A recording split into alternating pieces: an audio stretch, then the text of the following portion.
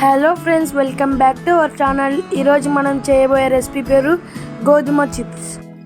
ఇవి చాలా సింపుల్గా ఇంట్లోనే తయారు చేసుకోవచ్చు. ఈ డిష్ చేయడానికి ముందుగా మనం పిండిని కలుపుకోవాలి.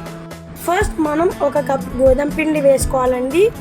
తర్వాత 2 టేబుల్ స్పూన్ సూజీ రవ్వ వేసుకోవాలి. ఆ తర్వాత 1 టేబుల్ స్పూన్ కారం వేసుకోవాలి. 1 టేబుల్ స్పూన్ వాము వేసుకోవాలి.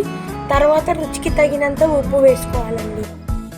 వీటన్నిటిని చక్కగా మిక్స్ చేసుకోవాలి.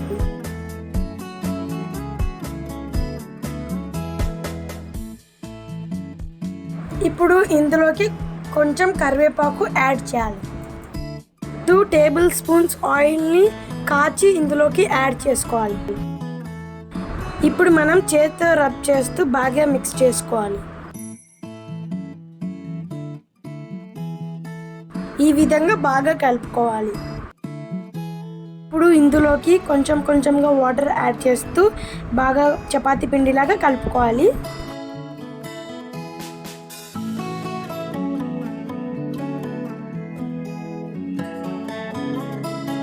ఇలా కలిపిన పిండిని 10 నిమిషాలు పక్కన పెట్టుకోవాలి. 10 నిమిషాల తర్వాత ఆ చపాతీ పిండిని 2 పార్ట్స్గా డివైడ్ చేసి 2 చపాతీలాగా చేసుకోవాలండి. ఇప్పుడు మీకు ఇష్టం వచ్చిన షేప్లో వీటిని కట్ చేసుకోవచ్చు.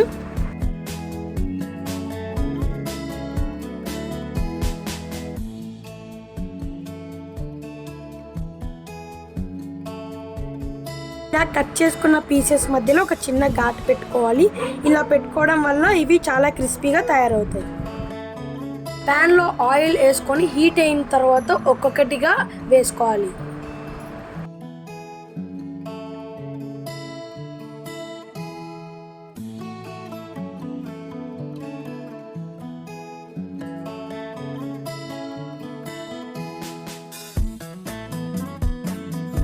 ఈ పీసెస్ అన్ని గోల్డెన్ బ్రౌన్ కలర్ వచ్చేంత వరకు చక్కగా ఫ్రై చేసుకోవాలి.